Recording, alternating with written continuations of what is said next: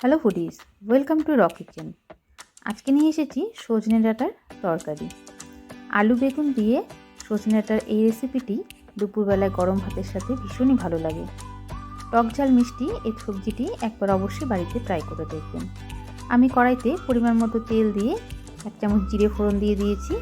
এরপর কেটে রাখা সজনে ডাঁটা, আলু বেগুন এর মধ্যে দিয়ে দিচ্ছি, আর দিয়েছি কয়েকটা কাঁচা লঙ্কা, স্বাদ অনুযায়ী লবণ আর 1 চামচ হলুদ গুঁড়ো। এবার সবজিগুলিকে হালকা ভাজা ভাজা করে নিতে হবে। গ্যাস মিডিয়াম ফ্লেমে রেখেই আমি সবজিগুলিকে একটু নাড়াচাড়া করে ভেজে নেব। ভালো করে নাড়াচাড়া করার পর 3 থেকে 4 মিনিটের জন্য সবজিগুলিকে ঢেকে রাখছি।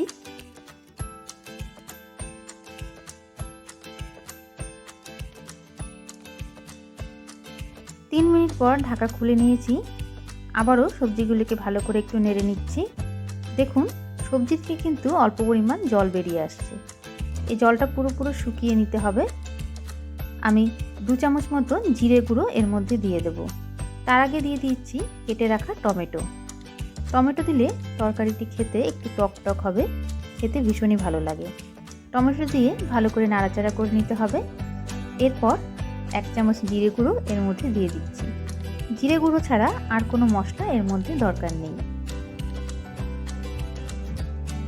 জিরে গুঁড়ো দেওয়ার পর সবজিটিকে খুব ভালোভাবে মশলার সাথে মিশিয়ে নিতে হবে, যতক্ষণ না মশলা আর সবজির একটা ভালো গন্ধ বের হচ্ছে।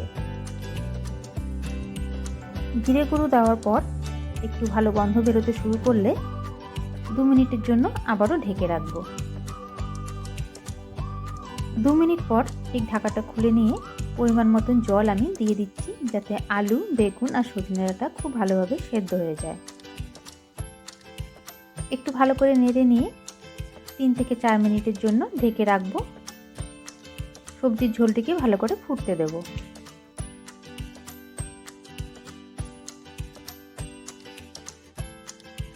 প্রায় 4 মিনিট পর ঢাকা খুলে নিচ্ছি।